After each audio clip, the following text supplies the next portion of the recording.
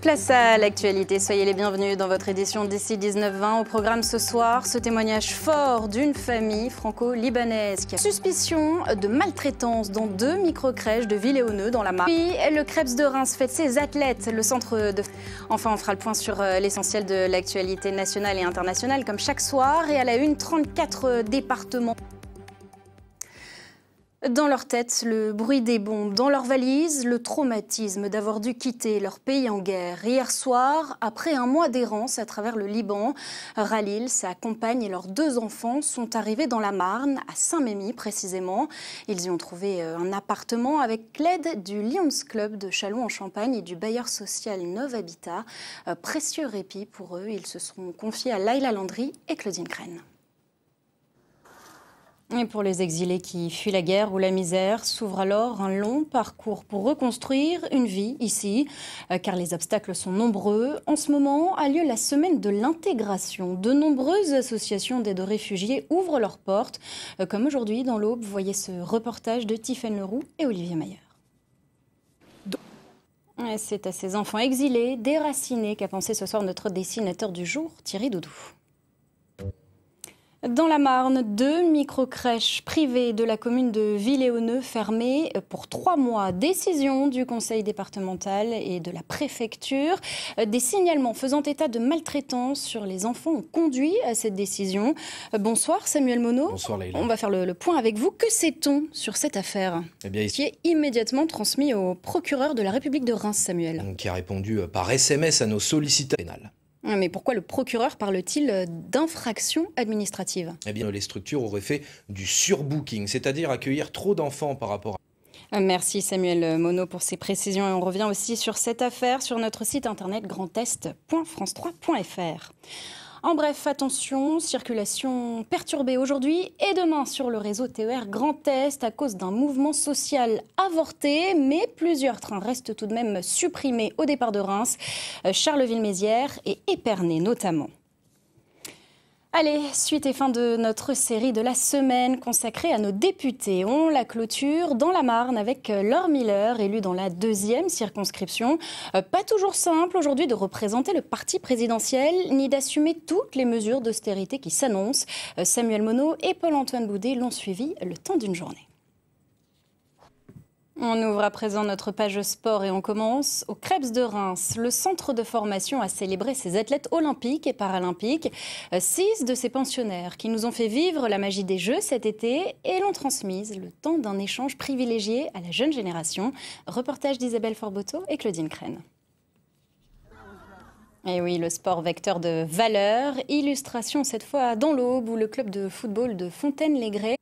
Et puis on va parler rugby, car non, ce sport n'est pas réservé au sud-ouest de la France. Illustration avec l'entente Sud-Haute-Marne qui évolue aujourd'hui en Régional 1. Une équipe qui monte en puissance depuis sa création en 2020 avec la fusion des clubs de Chaumont et Langres. Objectif désormais maintenir les efforts, comme le montre ce reportage de Geoffrey Tridon et Marie Galland de Fontan. Une image de cinéma, tournage en ce moment à Reims du dernier film de Jérôme Commandeur, intitulé « T'as pas changé ». Cette comédie met en scène des retrouvailles entre... Lui ne rêve pas de décrocher un Oscar, mais une médaille d'or, celle du meilleur caviste de France. Éric Fèvre est rémois. Il participera dimanche et lundi à un concours national. C'est le seul caviste de Champagne-Ardenne parmi les 40 sélectionnés. Rencontre signée Sophie Dumais et Xavier Claes. On vous en parlait hier soir dans votre journal. Les radars du département des Ardennes emballés.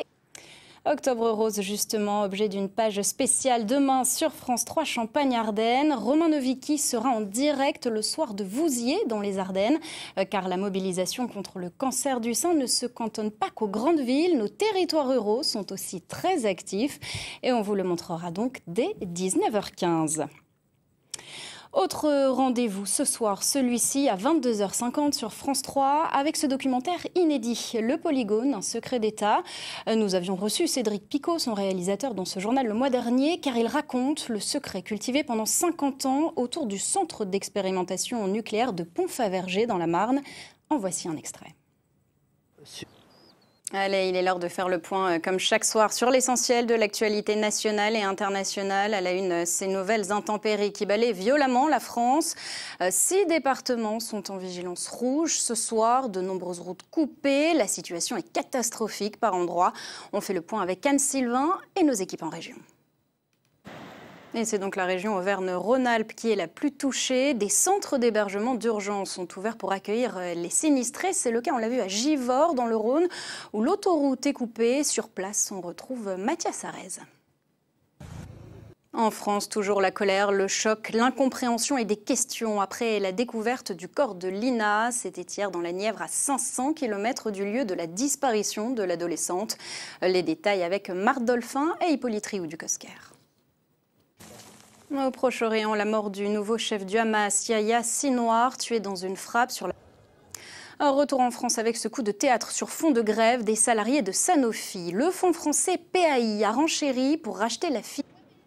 Et puis grève aussi chez Ubisoft, l'éditeur français de jeux vidéo. Un mouvement déclenché par une décision de l'entreprise, celle de rappeler en présentiel les salariés, car ils étaient depuis le Covid uniquement en télétravail. Les explications de Léa Deschâteaux avec Pascal Caron. Voilà pour l'actualité de ce jeudi. Avant de refermer ce journal, je vous rappelle cette information en Champagne-Ardenne. 2 microcrèches fermées à Villers. C'est la fin de ce journal. Merci de l'avoir suivi. Ce soir à 21h05, votre film policier, Le Canal des Secrets. Passez une très belle soirée sur France 3.